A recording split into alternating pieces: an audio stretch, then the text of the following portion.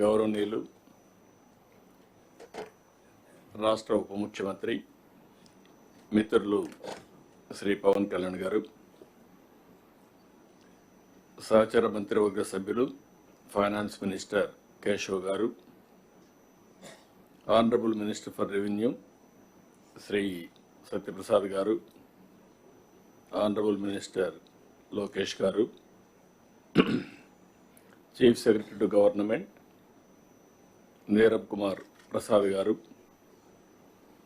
CCLA Jayalakshmi గారు, సహచర మంత్రివర్గ సభ్యులు డీజీపీ గారు, ఈరోజు ఈ కార్యక్రమానికి మెయిన్ కాన్ఫరెన్సే కలెక్టర్స్ కాన్ఫరెన్స్.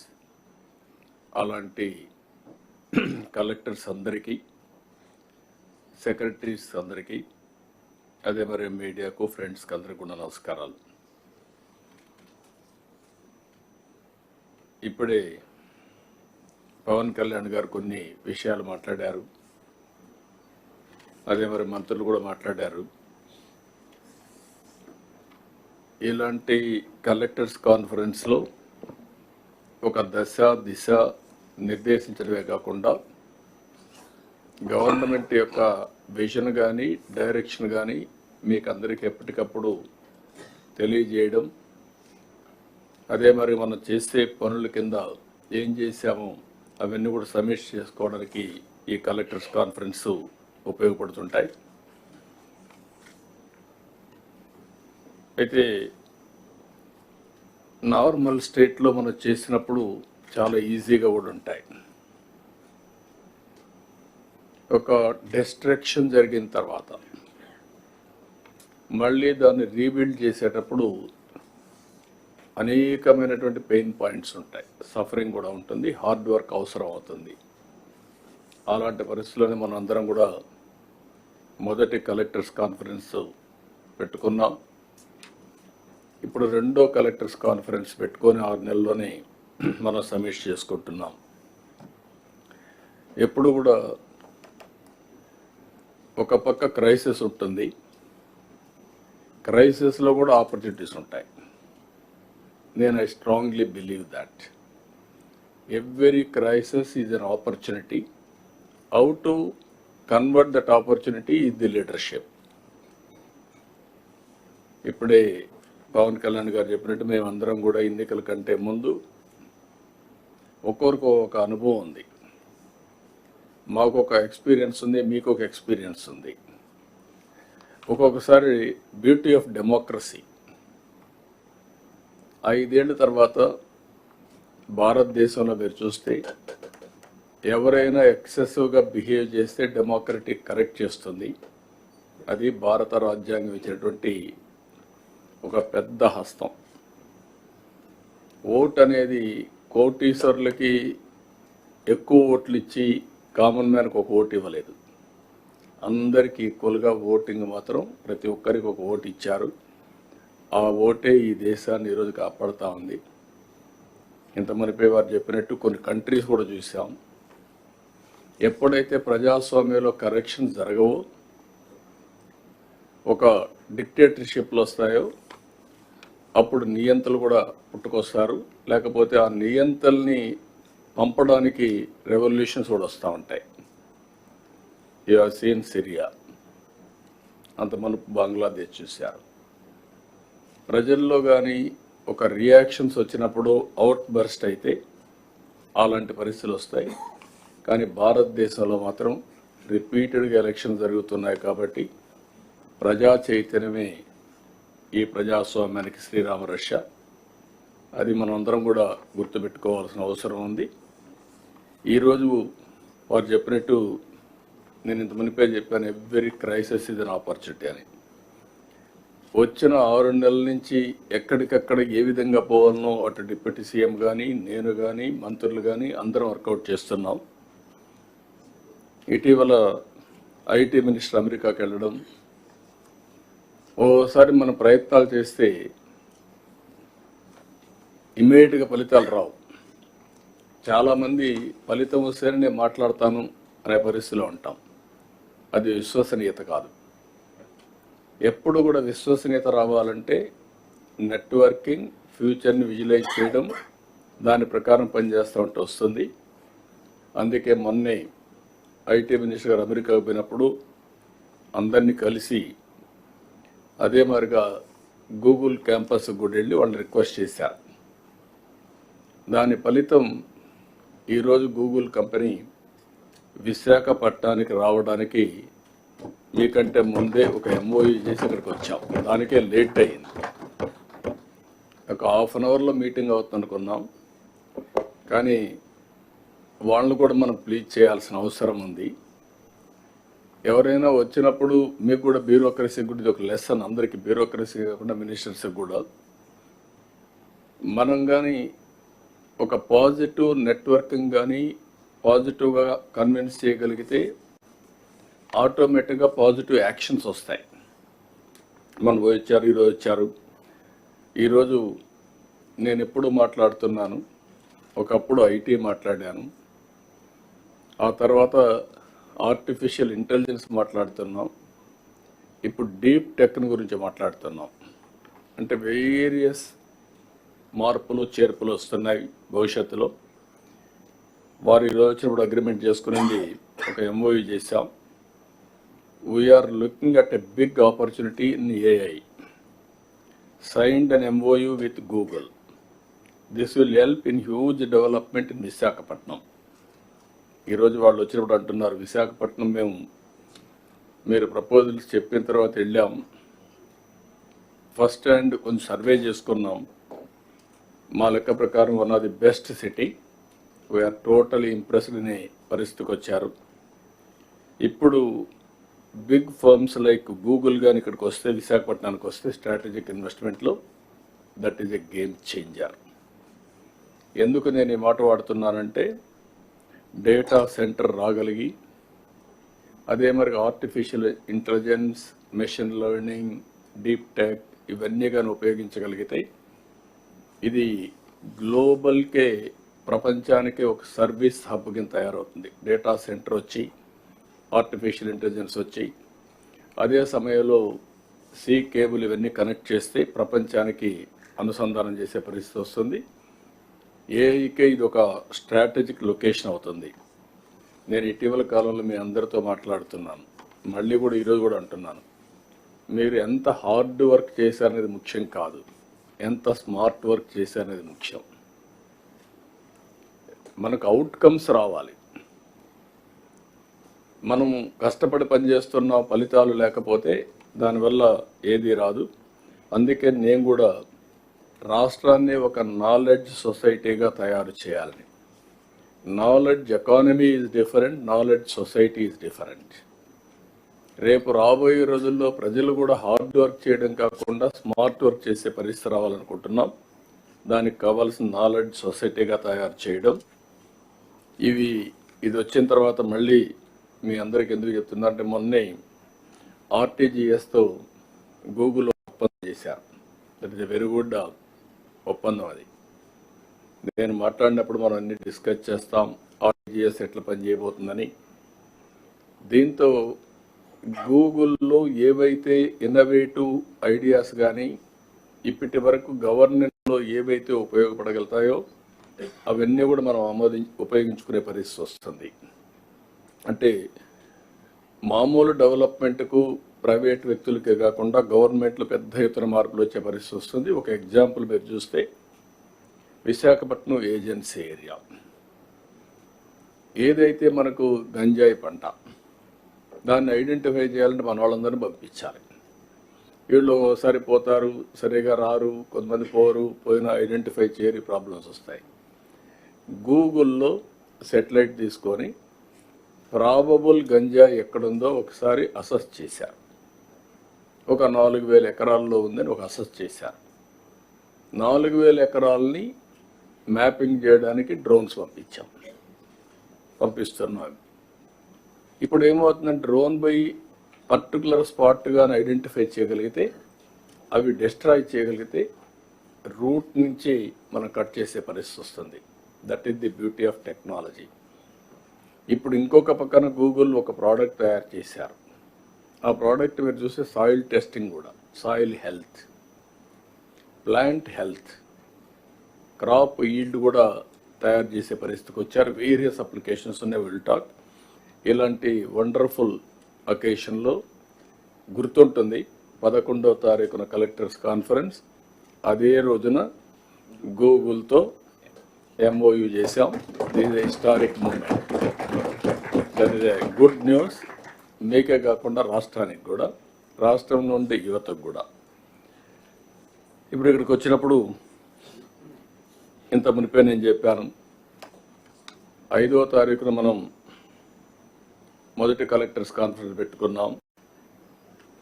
ఆ రోజు అనేక సమస్యల మీద మనం చర్చించాం.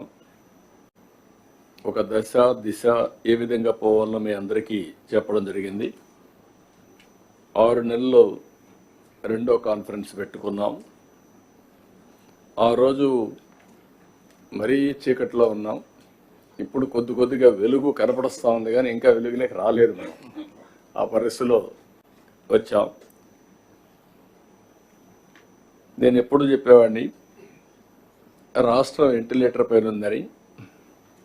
అక్కడి నుంచి అనేక విధాలుగా ఆలోచించి మొదటి విజయం మీరు చూస్తే ప్రజలు ఫ్రీగా ఎక్స్ప్రెస్ చేసే పరిస్థితికి వచ్చారు. ఇప్పుడు వస్తూ ఉంటే కూడా నేను దారిలో కనపడిస్తే ప్రజలు నవ్వుతూ మాకు స్వాగతం పలికారు. అంటే నవ్వుతూ స్వాగతం పలుకుతున్నారంటే దట్ ఇండికేట్స్ ఈరోజు మేము బాగున్నాం, భవిష్యత్తు పైన నమ్మకం ఉంది, మీరు జాగ్రత్తగా పనిచేయమని మమ్మల్ని హెచ్చరిస్తున్నారు. ఈ విషయం మీరు గుర్తుపెట్టుకోవాల్సిన అవసరం ఉంది.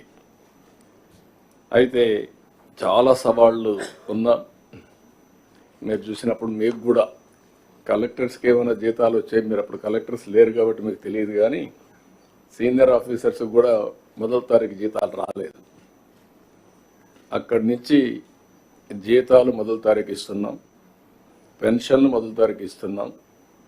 ఎవరైతే వర్క్ చేసిన ఎక్స్ ఎంప్లాయీస్కి కూడా, రిటైర్డ్ ఎంప్లాయీస్ కూడా పెన్షన్స్ అన్ని ఇవ్వగలిగాం. అదే సమయంలో డిపార్ట్మెంట్స్ అన్నీ కూడా, డీఫంక్ట్ అయిన డిపార్ట్మెంట్స్ అన్నీ కూడా కరెక్ట్ చేసి మళ్ళా దారిలో పెట్టే పరిస్థితికి వచ్చాం. అదే సమయంలో మీరు ఒకసారి చూస్తే రాష్ట్ర భవిష్యత్తును దెబ్బతీసే విధంగా అనేక తప్పులు జరిగాయి. నాకు కూడా ఆవేదన ఉంది, బాధ ఉంది, కసి ఉంది, కోపం ఉంది. కానీ అదే సమయంలో జాగ్రత్తగా చేయకపోతే ఇంకా డిమారలైజ్ అయ్యే పరిస్థితి వస్తుంది. కాబట్టి నేను ఎక్కడా కాంప్రమైజ్ కాను. Be clear all of you. మీలో కూడా సమర్థత పెంచుకోవాలి. తప్పు చేసిన వాడిని మాత్రం ఎట్టి పరిస్థితిలో చట్ట ప్రకారం శిక్షించాలి. తప్పులు జరగకుండా చేసే బాధ్యత ఈ అధికార యంత్రాంగం పైన ఉంది. ఆ విషయం మీరు అందరూ నోట్ చేసుకోవాల్సిందిగా మరొకసారి మిమ్మల్ని అందరినీ కోరుతున్నాం. ఎందుకంటే మన బ్రాండ్ దెబ్బతినింది. 5 ఏళ్ళు బయట పోతే అవహేళన చేసే పరిస్థితికి వచ్చారు. అదే మళ్ళీ 6 నెలల్లో ప్రపంచం మొత్తం 1 by 1 మళ్ళీ వచ్చే పరిస్థితికి వచ్చారు. అంటే దీనికి కారణం విశ్వసనీయత, నమ్మకం. ఆ నమ్మకం ఉన్నప్పుడు పెట్టుబడులు వస్తాయి, డెవలప్మెంట్ జరుగుతుంది.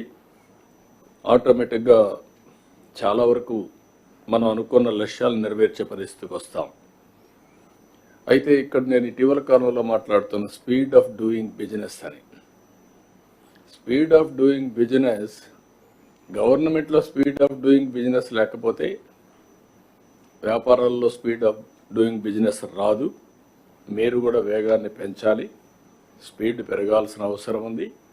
డెసిషన్ మేకింగ్ కూడా, వన్స్ పాలసీ నిర్ణయించామంటే, మేము రాష్ట్రంలో అనేక రాష్ట్రాలు ఉంటే ఆ రాష్ట్రాలతో కంపేర్ చేసుకుని మన రాష్ట్రానికి పెట్టుబడులు ఏ విధంగా రావాలో పోటీ పడుతున్నాం.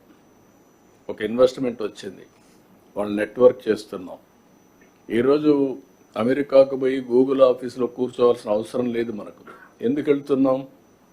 వాళ్ళని అట్రాక్ట్ చేయడానికి. ఈ ఊరు కాకపోతే పెట్టుబడిదారులకి ఇంకొక ఊరు అవుతుంది. కానీ అలాంటప్పుడు మనం కూడా ప్రోయాక్టివ్గా ఉంటే వస్తారనే ఉద్దేశంతో ఇవన్నీ చేస్తున్నాం.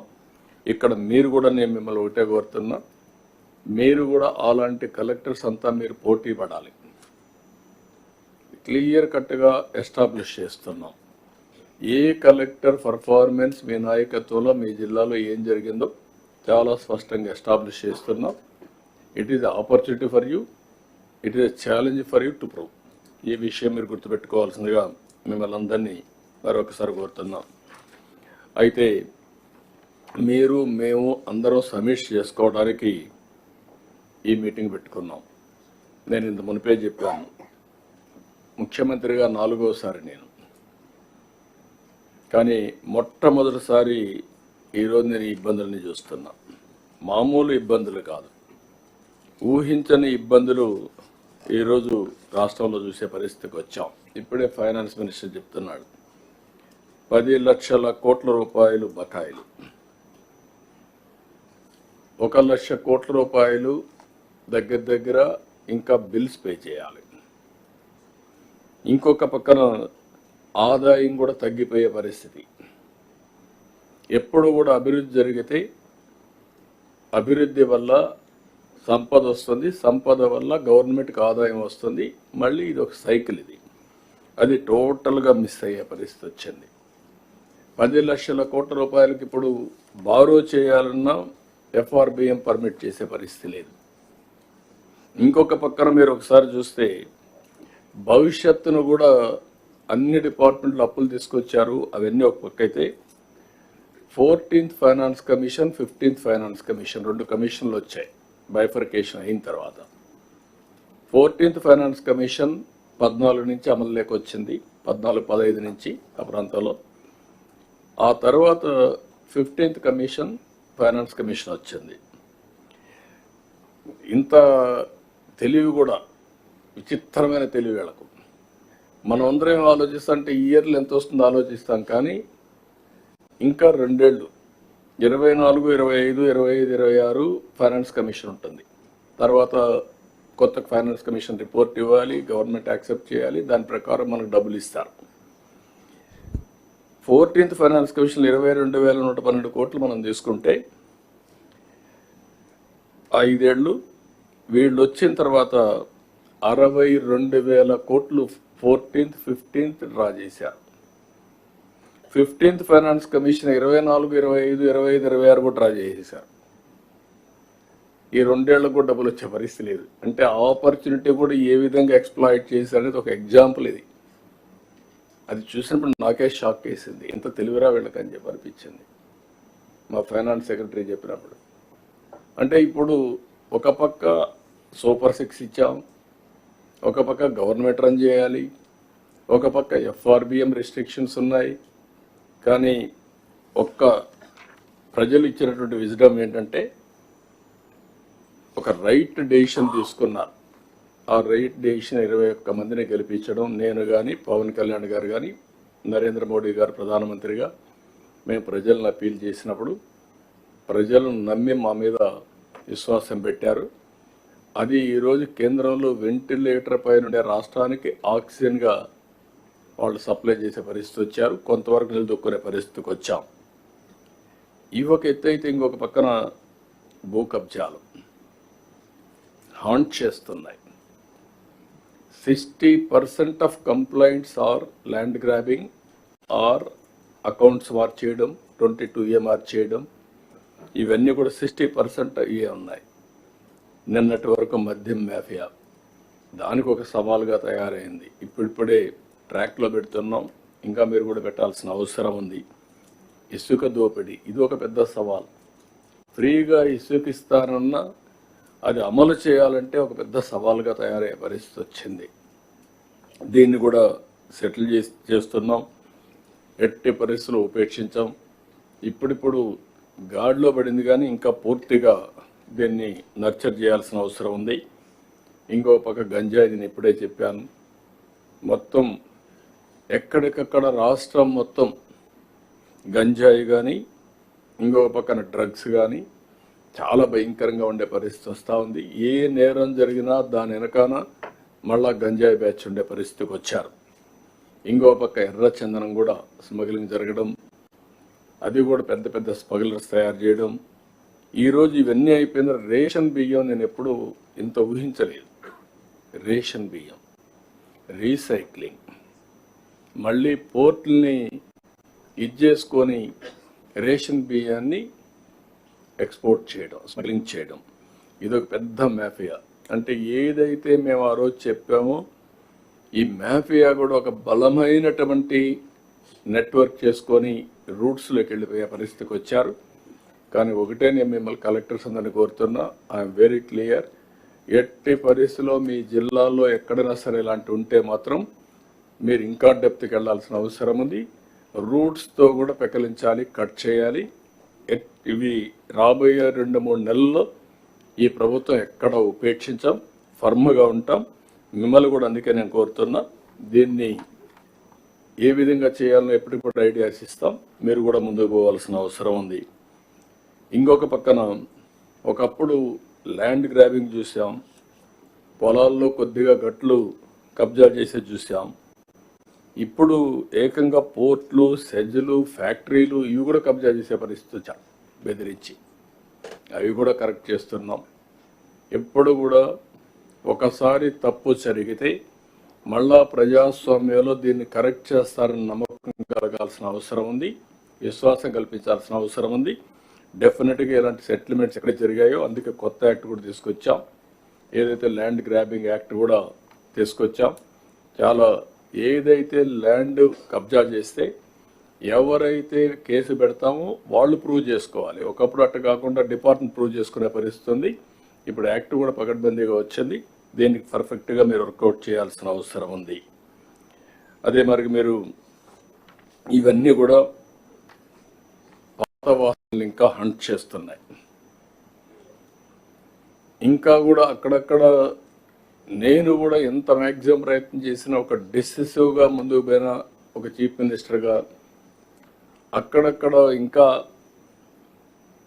నాకు కూడా తెలియకుండా కొన్ని చేసే పరిస్థితికి వస్తున్నారు. Direction is very clear. మీరు ఒకటే చెప్తున్నాను, ఒకవేళ అలాంటి వాళ్ళు ఉంటే మీరు కూడా అదే ఫర్మ్గా ఉంటే తప్ప, డిటర్మెంట్గా ఉంటే తప్ప టోటల్ సిచ్యువేషన్ కంట్రోల్ కాదు. ఇప్పటికి కూడా ఎనఫ్ టైం అయింది, 6 నెలలు అయింది. Year after words I don't want to spare any small event కూడా, అది కూడా మీరు గుర్తుపెట్టుకోవాల్సిన అవసరం ఉంది. ఇది కూడా ఒకటేసారి అన్ని చేయలేం కాబట్టి చాలా డీటెయిల్డ్గా వెళ్ళాం. 7 వైట్ పేపర్స్ని పబ్లిసైజ్ చేశాం. అక్కడి నుంచి మొత్తం కరెక్ట్ మెషర్స్ పెట్టాం.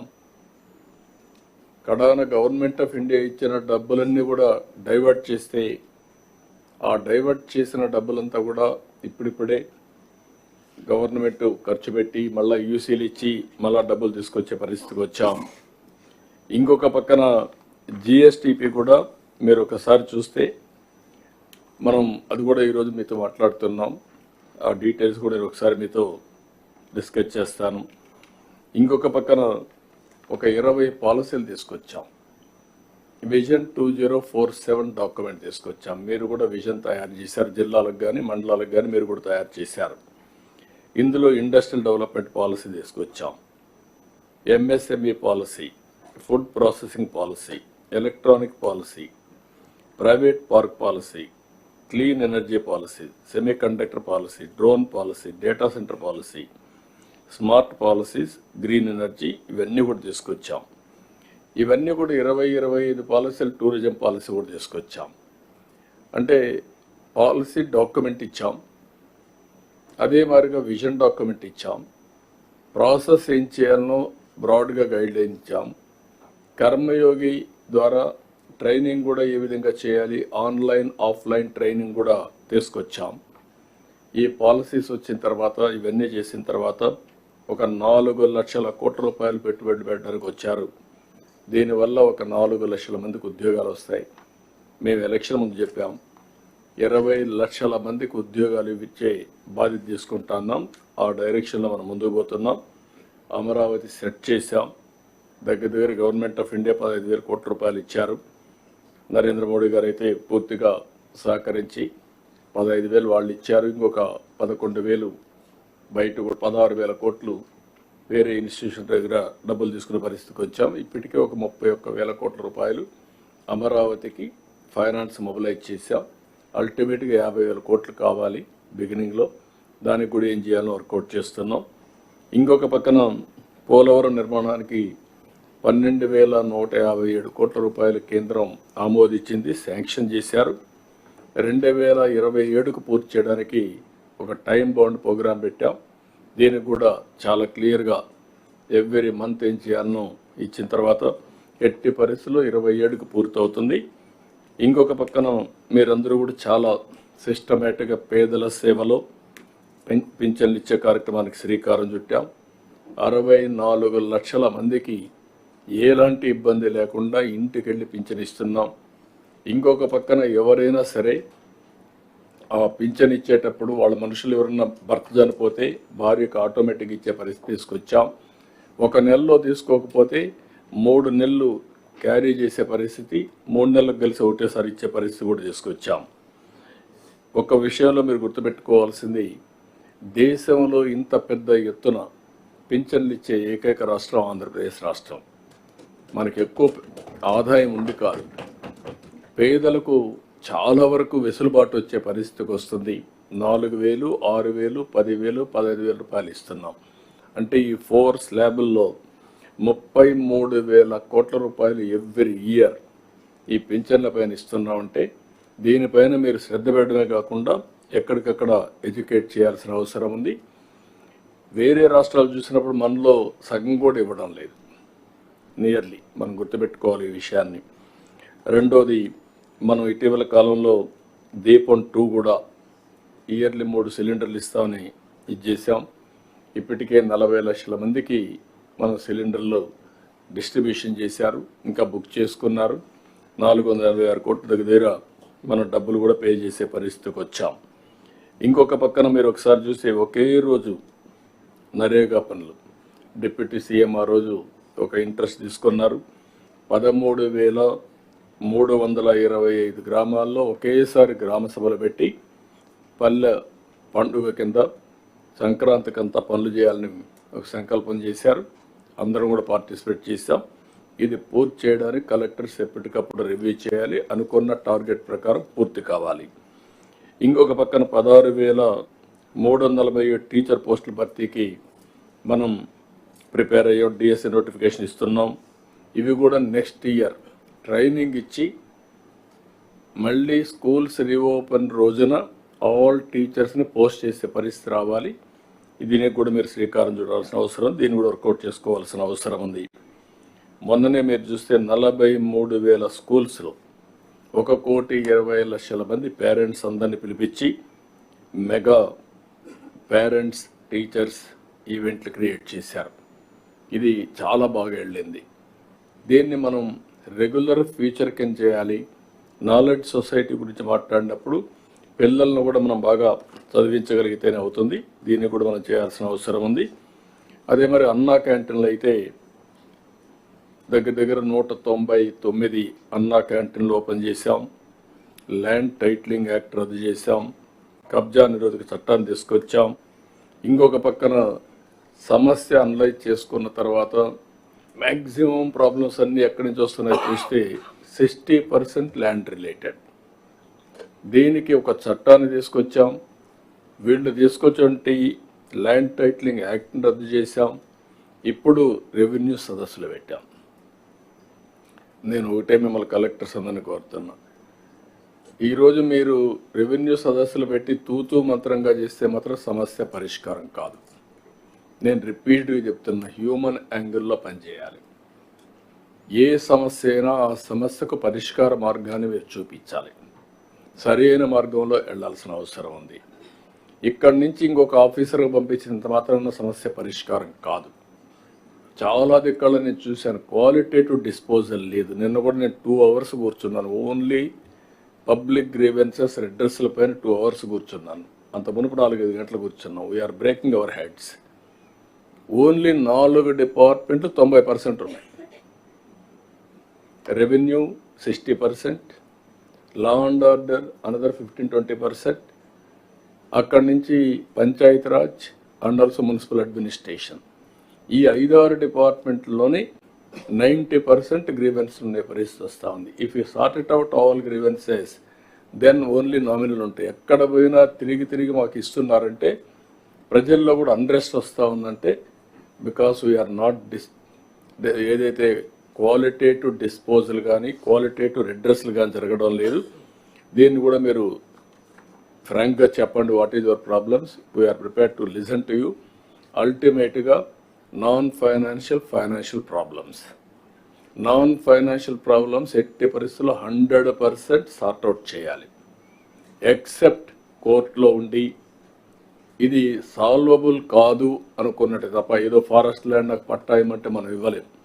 అలాంటి కోరికలు కాకుండా జెన్యూన్గా ఉండే ప్రతి ఒక్క సమస్యకు పరిష్కార మార్గం చూపించాల్సిన బాధ్యత మన మీద ఉంది. అది సార్ట్అవుట్ అయితే చాలామంది గవర్నమెంట్ ఆఫీసర్ రావడం తగ్గుతారు.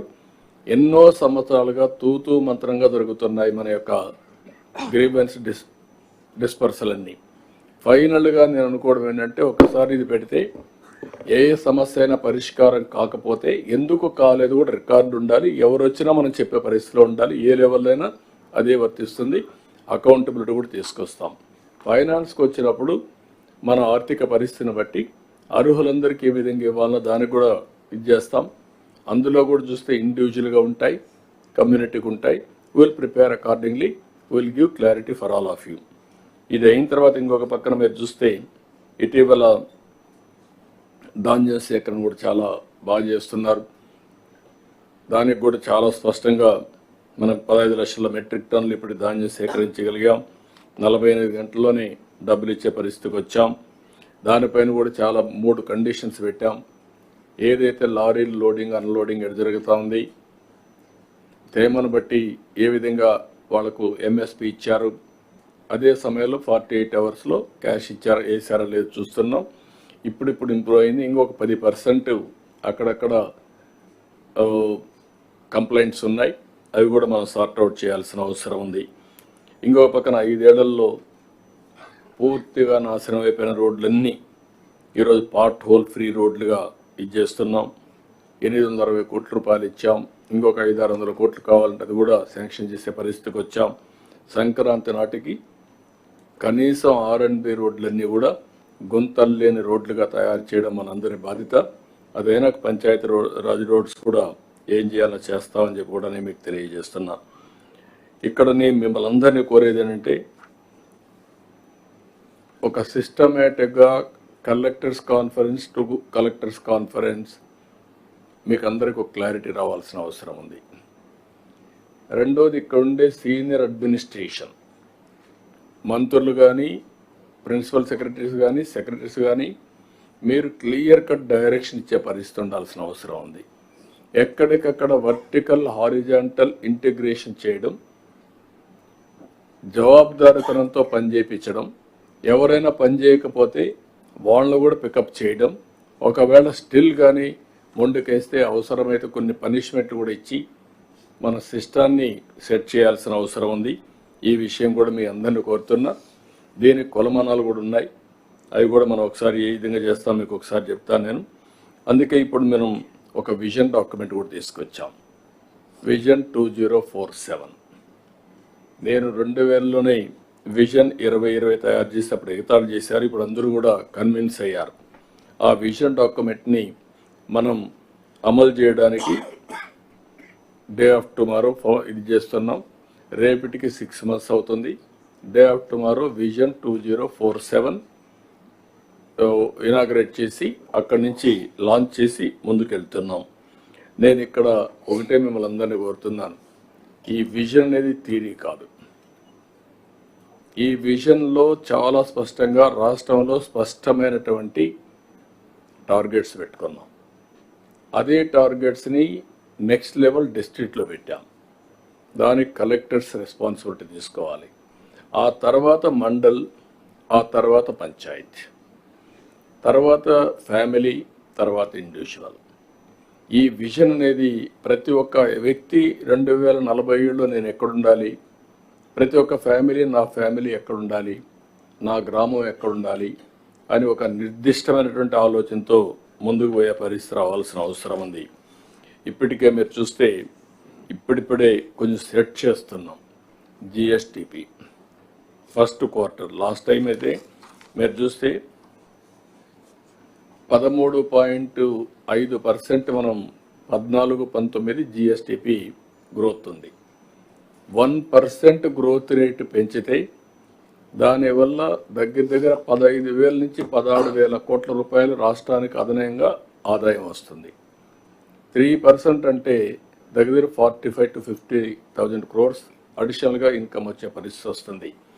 అలాంటిది గడిచిన 5 ఏళ్లలో 10.5 తగ్గిపోయింది, అంటే 3% తగ్గింది. 3% అంటే దగ్గర మనకు వచ్చే అవకాశాలు 45 నుంచి 50,000 కోట్ల రూపాయల ఆదాయం తగ్గే పరిస్థితి వచ్చింది.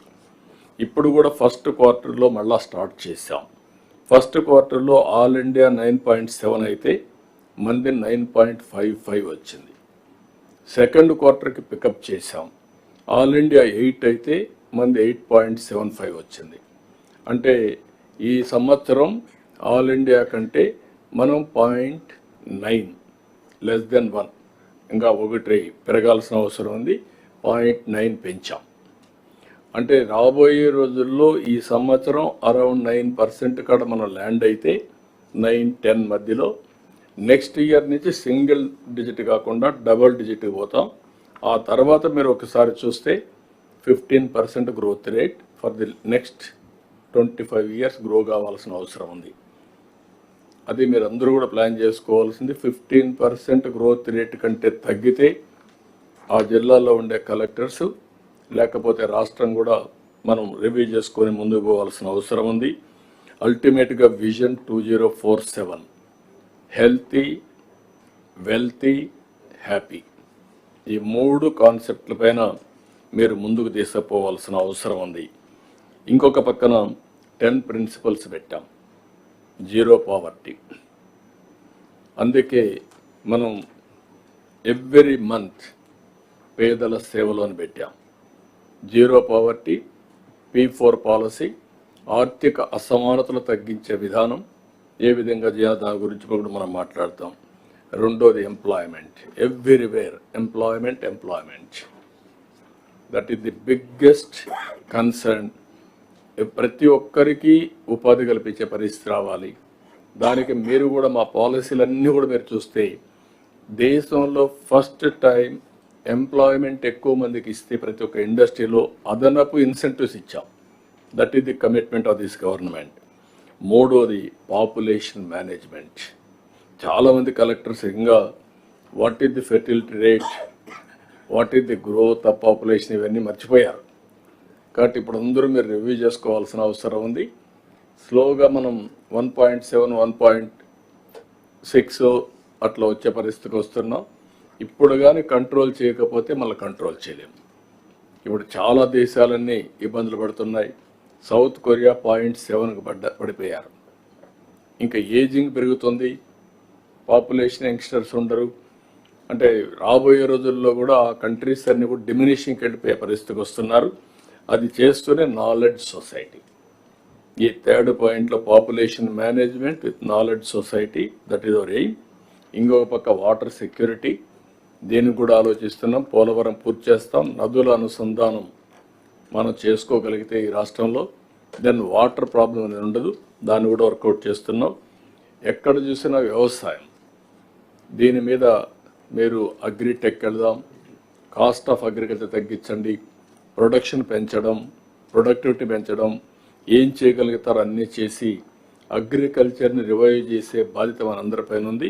దీనిపైన ప్రత్యేకమైన శ్రద్ధ పెట్టాలి. అల్టిమేట్గా logistics cost 14% India logistics cost, international standards 8%. మనం ఆ లెవెల్లోకి ఎందుకు పోలేమని అడుగుతున్నాం. ఫోకస్ చేయాల్సిన అవసరం ఉంది.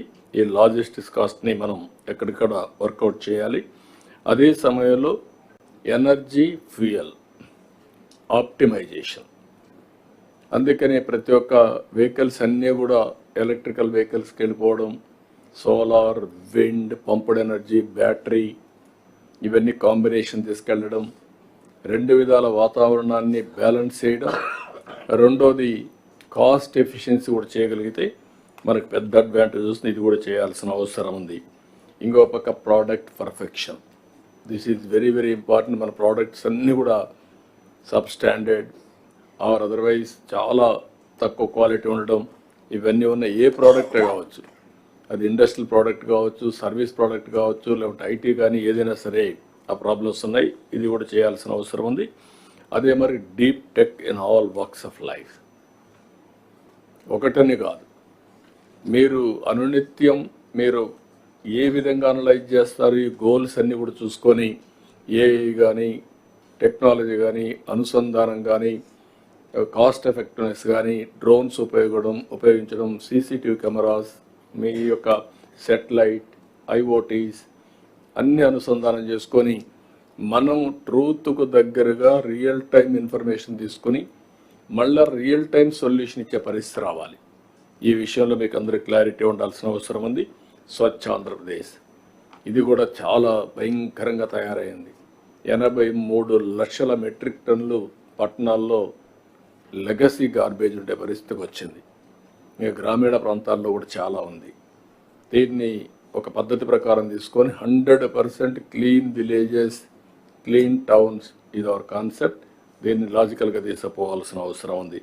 ఈ 10 మీరు చేసుకుంటూనే ఇంకొక పక్క మిమ్మల్ని అందరినీ కోరుతున్నా, ఇప్పుడు కొత్తగా ప్రజాభిప్రాయం కూడా సేకరిస్తున్నాం. ఎయిదర్ ఐవీఆర్ఎస్ కావచ్చు, లేకపోతే క్యాటీ కావచ్చు, అంటే టెలిఫోన్ ఇన్ఫర్మేషన్ కావచ్చు, లేకపోతే క్యాపీ కావచ్చు, ఫిజికల్ వెరిఫికేషన్ కావచ్చు, లేకపోతే ఆన్లైన్లో వచ్చే ఆర్టికల్స్ని బేస్ చేసుకొని సెంటిమెంట్ అనాలిసిస్ కావచ్చు. ఇవన్నిటికి వెళ్తున్నాం. అవన్నిటికి వెళ్ళినప్పుడు ఏ జిల్లాల్లో ఏ కలెక్టర్ దగ్గర ఎలాంటి సమస్యలు ఉన్నాయి, మీరు ఎంత ఎఫిషియెంట్గా ఉన్నారు అనేది కూడా వస్తుంది. ఏ ఇష్యూలో ఫెయిల్ అయ్యారని కూడా వస్తుంది. అది కూడా మేము అనలైజ్ చేస్తున్నాం. మీరు కూడా అనలైజ్ చేసుకోవాలి. ఫస్ట్ మీరు అనలిటికల్గా మీరు కూడా ఆలోచించుకుంటే public positive public perception is our concern. మనం మంచి పనులు చేస్తున్నాం, ఎందుకు ప్రజలు మనల్ని అప్రిషియేట్ చేయడం లేదు? రెండోది, మనం చేసే పని ప్రజలకు ఆమోదయోగ్యంగా ఉందా లేదా? రెండోది, మన బిహేవియర్ కూడా మ్యాటర్స్. మీరు ఒక పని చేసి మీరు చాలా ఎగోయిస్టిక్గా ప్రవర్తించారంటే ఆటోమేటిక్గా చేసిన పని పోయి నష్టం వస్తుంది. దీస్ వేర్ సాఫ్ట్ స్కిల్స్ కూడా ఉండాల్సిన అవసరం ఉంది. ఈవెన్ మన ఆఫీస్కి వచ్చినప్పుడు కూడా ఒక వ్యక్తి వస్తే మీరు ఆలోచించుకోవాల్సింది, ఏదో వాళ్ళు గతి లేకొచ్చారు, లేకుంటే ఎందుకో వచ్చారు, నాకేంటనే యాటిట్యూడ్ కాకుండా is the stake holder, is our stake holder. మీకు కానీ నాకు కానీ మన స్టేక్ హోల్డర్ అతనే. అతని కోసం సర్వీస్ చేయడానికి we're all here. As ministers మేము వచ్చామంటే డెమోక్రసీలో పబ్లిక్ గవర్నెన్స్ కోసం ఆమోదించి మమ్మల్ని పంపించారు. యాజ్ బ్యూరోక్రట్గా మీరు అందరూ వచ్చారంటే పీపుల్స్ ఎక్స్చేంజ్ వాళ్ళు చేసే దీంట్లోనే మనందరం కూడా ఆధారపడుతున్నాం. కాబట్టి ఈ విషయంలో మాత్రం చాలా క్లియర్గా ఉండాల్సిన అవసరం ఉంది. దీనికి ఏ విధంగా చేయాలనో అవన్నీ కూడా ఇన్ కోర్స్ ఆఫ్ టైం మనం మాట్లాడతాం. ఫైనల్గా నేను మిమ్మల్ని ఒకటే కోరుతున్నా, ఏదైతే బ్యూరోక్రటిక్గా కాదు,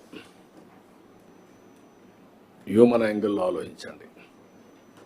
ఆల్ కలెక్టర్స్ అనుకుంటే ఇది సాధ్యం. రాష్ట్రం తర్వాత జిల్లా యాజ్ అడ్మినిస్ట్రేషన్. ఇప్పుడు ఓన్లీ 7 కాన్స్టిట్యున్సీస్ యువర్ టెరిటరీ. ఒకప్పుడు 18, 19 ఉండేవి, ఇప్పుడు 7 ఉన్నాయి. 7 కాన్స్టిట్యున్సీలు ఉన్నాయి కాబట్టి మీరు ఆ 7 కాన్స్టిట్యున్సీలు నర్చర్ చేయడం కానీ మానిటర్ చేయడం కానీ పెద్ద కష్టం కాదు. మీకు డౌన్ బిలో అడ్మినిస్ట్రేషన్ ఉంది, సచివాలయాలు ఉన్నాయి, లేకపోతే మీ అడ్మినిస్ట్రేషన్ లైన్ డిపార్ట్మెంట్స్ ఉన్నాయి, ఇంకొక పక్క టెక్నాలజీ ఉంది.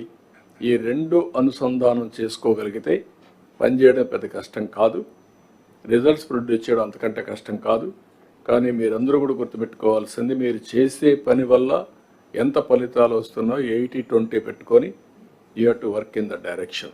ఇన్ కోర్స్ ఆఫ్ టైం మళ్ళీ మిగిలిన విషయాలు మనం మాట్లాడుకుందాం. ఫైనల్గా నేను మిమ్మల్ని అందరి గురించి మిమ్మల్ని రిక్వెస్ట్ చేయలేదు ఏంటంటే, కలెక్టర్స్ అందరూ మీ సమర్థతతో ప్రజలకు న్యాయం జరుగుతుంది. ఎక్సలెంట్ పాలసీస్ మేము ఇచ్చినా, డిపార్ట్మెంట్ అన్నీ కూడా స్ట్రీమ్ లైన్ చేస్తూ ముందుకు పోయినా, లాస్ట్లో జిల్లా వారుగా అమలు చేసేది మీరు చేస్తారు కాబట్టి నెక్స్ట్ లేయర్ స్టేట్ తర్వాత డిస్ట్రిక్ట్ కాబట్టి మీ మీద బాధ్యత ఎక్కువ ఉంటుంది. ఈ విషయం మీరు గుర్తుపెట్టుకోవాల్సిన అవసరం ఉంది. Either law and order or development or welfare or human resource development, anything, it all depends upon you. మీరు దాని మీద పోటీ పడే పరిస్థితి రావాలి. దాని మీద ఇక్కడ ఈ 2 రోజుల కాన్ఫరెన్స్లో మనం చాలా విషయాలు మాట్లాడుకుంటున్నాం.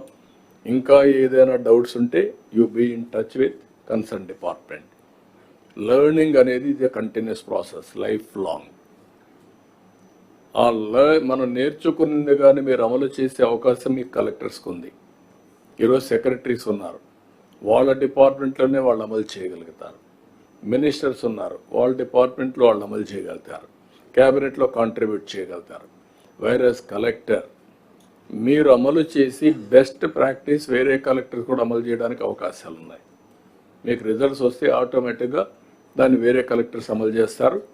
That is where collectors conference, sharing of ideas, sharing of innovative ideas, learning each other, ఇవన్నీ జరగాల్సిన అవసరం ఉంది.